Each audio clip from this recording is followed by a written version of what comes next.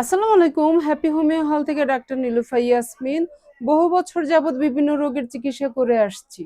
আজকে আমি কথা বলবো একজন পূর্ণবয়স্ক লোকের কি পরিমাণ প্রোটিন প্রয়োজন। কেজি প্রতি 1 গ্রাম, তাহলে ধরে নেই একটা মানুষ যদি 60 কেজি হয় তাহলে তার প্রোটিন প্রয়োজন 60 গ্রাম।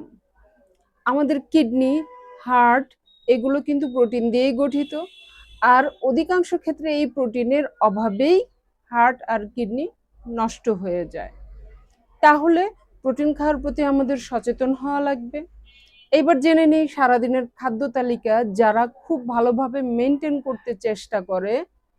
সকালে 2টা ডিম খায়, একটা ডিমে 6 গ্রাম প্রোটিন, তাহলে 2টা ডিমে সকালে পাইলো 12 গ্রাম প্রোটিন।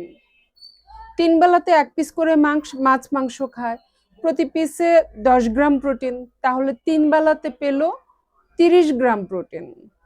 তাহলে 30 আর 12 42 গ্রাম প্রোটিন পাইল।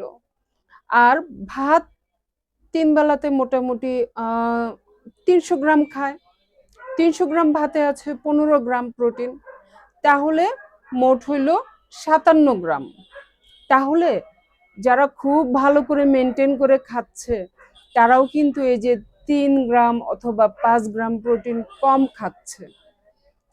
আর প্রতিদিন আমরা দেখতে পাই না, প্রতিদিন একটু একটু একটু একটু করে কিডনি, হার্ট কিন্তু ক্ষয় হয়। সুতরাং খুব সাবধান প্রোটিন খাওয়ার প্রতি। কোনো অবস্থাতে ঘাটতি হওয়া যাবে না। আপনারা সচেতন হন, নিজেকে যত্ন নিন, সুস্থ থাকেন। আল্লাহ হাফেজ।